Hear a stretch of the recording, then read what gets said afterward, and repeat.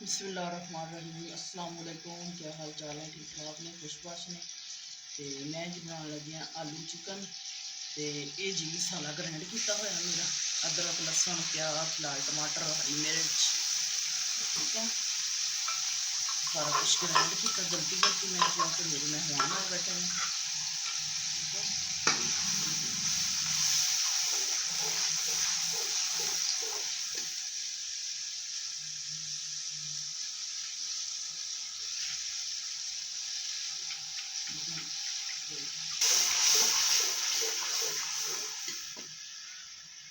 जो कि देता हूँ मैं स्पेशल मसाले, ये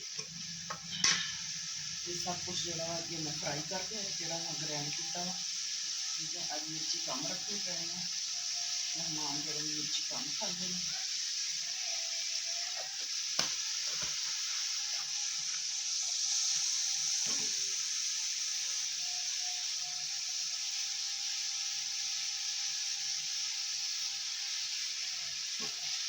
सूखा धनिया जो मैं पा चुकी हूँ पूरा पापा है।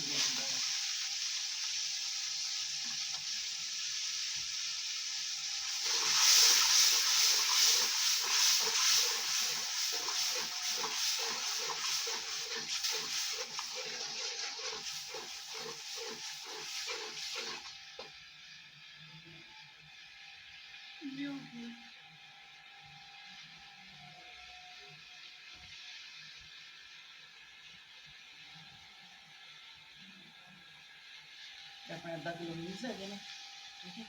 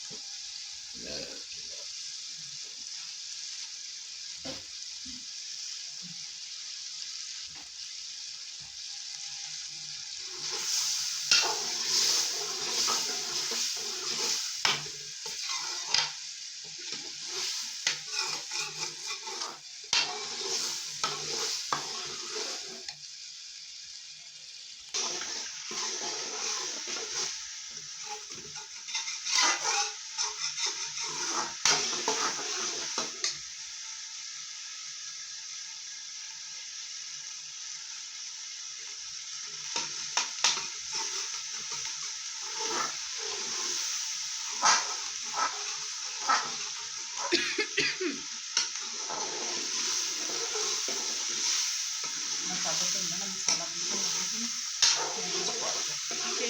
साबुत धनिया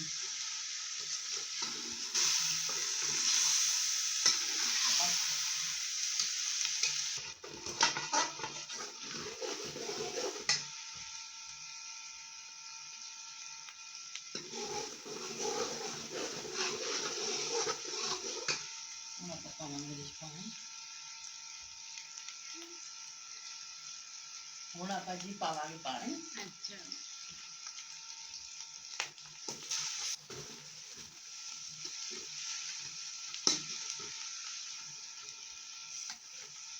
पानी बीच हो रहा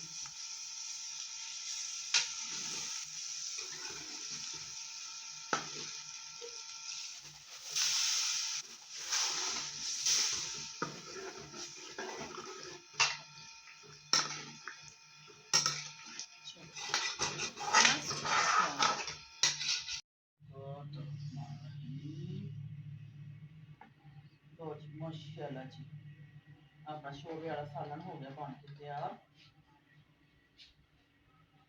ठीक है। तो वीडियो आ रही है, एक मिनट करो।